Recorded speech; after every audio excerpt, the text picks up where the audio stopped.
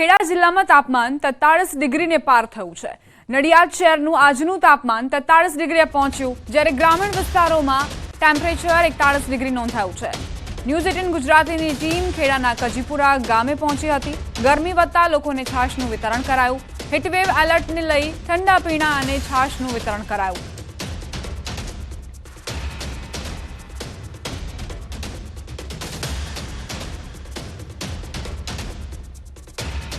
સંવાદદાતા ઉમંગ જોડાઈ ગયા છે વધુ જાણકારી સાથે। ઉમંગ, કેવા પ્રકારનું વાતાવરણ અત્યારે અને ગરમી કેવા પ્રકારના તેવર બતાવી રહી છે ખેડામાં?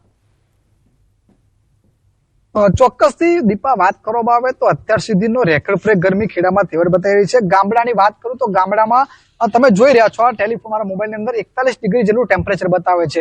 અહીંયા ગામડા કેટલાક લોકો સાથે વાત કરી, તેઓ કહી રહ્યા છે કે આટલા વર્ષોમાં સૌથી વધુ ગરમી આ વર્ષે પડી રહી છે। પરંતુ ફાયદો એ છે કે ગામડામાં ઝાડ હોવાના કારણે ક્યાંક ને ક્યાંક ગરમીનું પ્રમાણ ઓછું લાગે છે, પરંતુ જે રસ્તાઓ છે તે સુમસામ જોવા મળી રહ્યા છે। આ ગામડાઓની અંદર લોકોની ચહલપહલ બહુ ઓછી જોવા મળી રહી છે। બીજી બાજુ મહત્વની વાત કરવામાં આવે તો ગરમીને લઈ શહેરમાં પણ રોગચાળો ફાટી નીકળ્યો છે। નડિયાદની અંદર 150 થી 150 જેટલા ઝાડા તેમજ ઉલટીના કિસ્સો નોંધાયા છે। એક વ્યક્તિનું ગઈકાલે મૃત્યુ પણ થયું હતું। બીજી મહત્વની વાત કરું તો હીટ સ્ટ્રોકના જે 108ના કોલ પહેલા જે ગભરામણના એના કોલ 1 કે 2 આવતા હતા, તેના બદલે અત્યારે 8 થી 10 કોલ આવે છે। જે સેવાભાવી સંસ્થાઓ છે તેમના દ્વારા નડિયાદ, માતર, ખેડા જેવા શહેરોની અંદર જે ગામડાઓમાંથી જે લોકો આવતા હોય છે તેમની માટે છાશ અને ઠંડાનું વિતરણ પણ ક્યાંક ને ક્યાંક કરવામાં આવી રહ્યું છે। પરંતુ ગરમીનો રેકોર્ડ એવો છે કે આ વખતે ગામડાઓમાં પણ આ ગરમીએ તેવર બતાવ્યા છે, જેના કારણે લોકોને ભારે હાલાકીનો સામનો કરવો પડી રહ્યો છે। બપોરે 12 થી 4 સુધીમાં તમામ રસ્તા સુમસામ જોવા મળી રહ્યા છે અને મહત્વની વાત કરવામાં આવે તો આ ગરમી છે તે આ વખતે રેકોર્ડ તોડી રહ્યો તેમ લાગી રહ્યું છે। આભાર ઉમંગ, જાણકારી આપવા માટે। તો રેકોર્ડ બ્રેક ગરમી વરસી રહી છે અને કેટલાક એવા વિસ્તારો છે જ્યાં સેવાભાવી સંસ્થાઓ છાશ અને ઠંડા પીણાનો સહારો લોકોને આપી રહ્યા છે અને સાથે જ આ ગરમીમાં લોકો રોગચાળાનો ભોગ ન બને પણ કાળજી લઈ રહ્યા છે, કારણ કે જે શ્રમજીવી હોય અને આ છાશ અને ઠંડા પીણા અફોર્ડ નથી કરી શકતા।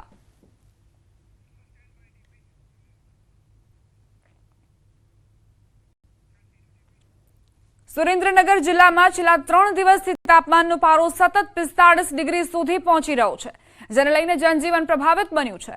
સતત વધી રહેલા તાપમાન વચ્ચે આગામી દિવસોમાં તાપમાન હજુ પણ વધે તેવી શક્યતાઓ છે, ત્યારે હાલ તંત્ર દ્વારા ઓરેન્જ એલર્ટ આપવામાં આવ્યું છે અને લોકોને બિનજરૂરી બહાર ન નીકળવા અપીલ કરાઈ છે।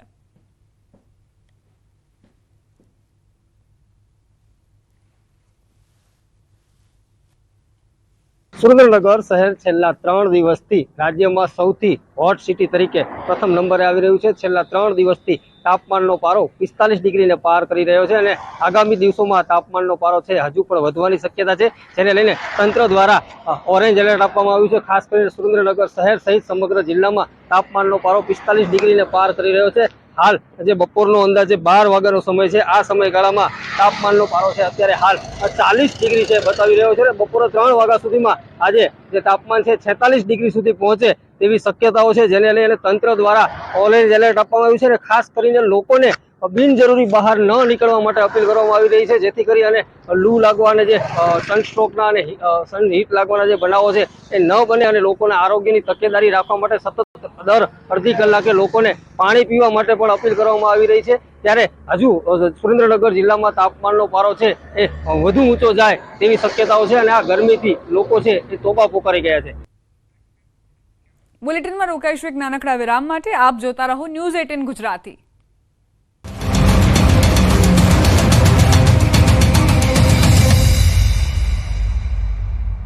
लूबी पंप्स, फ्लो नहीं फोर्स।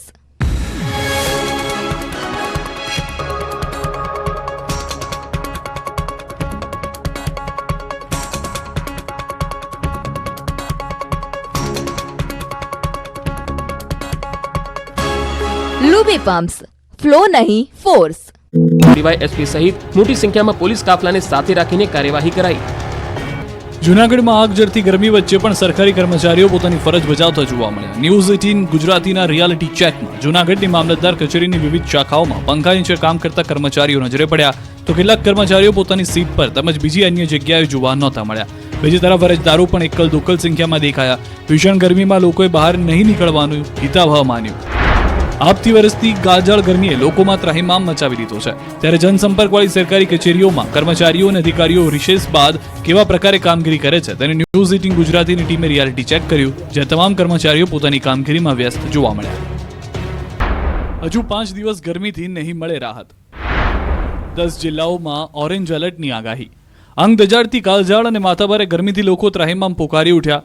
આકાશમાંથી અગનગોળા વરસતા હોય તેવો ભારે તાપ પડી રહ્યો છે અને આ કાળઝાળ ગરમીથી હાલ છુટકારો મળે એવા કોઈ અંધાણ નથી કેમ કે હવામાન વિભાગે આગાહી કરી છે કે આગામી 5 દિવસ ગરમીનું પ્રમાણ રહેશે. 5 દિવસ માટે ગુજરાત અને સૌરાષ્ટ્રના કેટલાક જિલ્લાઓ માટે હીટવેવની વોર્નિંગ સાથે ઓરેન્જ એલર્ટ અપાયું. जो जिले जहाँ पे हीट वेव की वार्निंग दी गई है वो डिस्ट्रिक्ट है अहमदाबाद, सूरत, वलसाड़, बनासकांठा, साबरकांठा, पाटन, आनंद, सुरेंद्रनगर, राजकोट, भावनगर. આ ઉપરાંત અમરેલી, કચ્છ, મહેસાણા, વડોદરામાં યલો એલર્ટની આગાહી આપવામાં આવી છે. હવામાન વિભાગે જણાવ્યું કે 23 મે સુધી હીટવેવનો રાઉન્ડ ચાલુ રહેશે. ત્યારબાદ 24 મીથી 30 તારીખ સુધીમાં તાપમાનમાં આંશિક ઘટાડો નોંધાશે. ગરમી અંગે હવામાન નિષ્ણાંતની મોટી આગાહી. હજુ 3 દિવસ હીટવેવનો રાઉન્ડ ચાલશે. ગુજરાતમાં હાલ કાળઝાળ ગરમી પડી રહી છે. રાજ્યના અનેક વિસ્તારોમાં તાપમાનનો પારો 44 ડિગ્રીને પાર કરી ગયો છે. ગુજરાતીઓ આ આગ ઓગતી ગરમીથી તોબા પોકારી રહ્યા છે ત્યારે હવામાન નિષ્ણાંત પરેશ ગોસ્વામીએ રાજ્યમાં ગરમીની સ્થિતિ અંગે આગાહી કરી. પરેશ ગોસ્વામીએ કહ્યું કે હજુ 3 દિવસ સુધી રાજ્યમાં ભીષણ ગરમી પડશે જો કે 24મી તારીખ બાદ ગરમીથી આંશિક રાહત મળી શકે છે.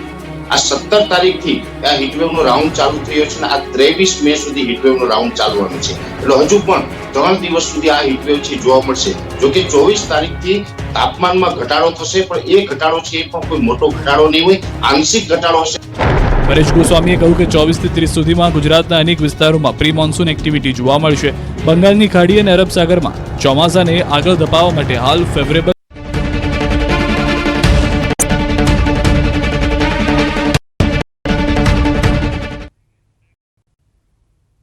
વિરામ બાદ સ્વાગત. જામનગરમાં ગરમીનો પારો 38 ડિગ્રીએ પહોંચ્યો. તાપમાનથી ન્યૂઝ 18 નું ગ્રાઉન્ડ રિપોર્ટિંગ. આખરી ગરમીમાં રસ્તા પર કર્ફ્યુ જેવો માહોલ જોવા મળ્યો છે. લોકો ગરમીથી રાહત મેળવવા ઠંડા પીણાનો સહારો લેતા જોવા મળ્યા.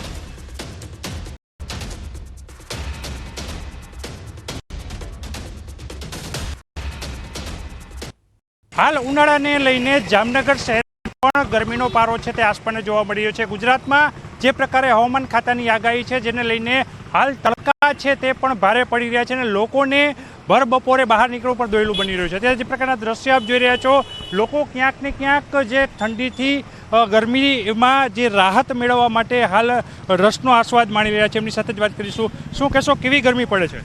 બહુ સખત ગરમી પડે છે અને અસહ્ય બફારો અને ગરમીનો અનુભવ થાય છે.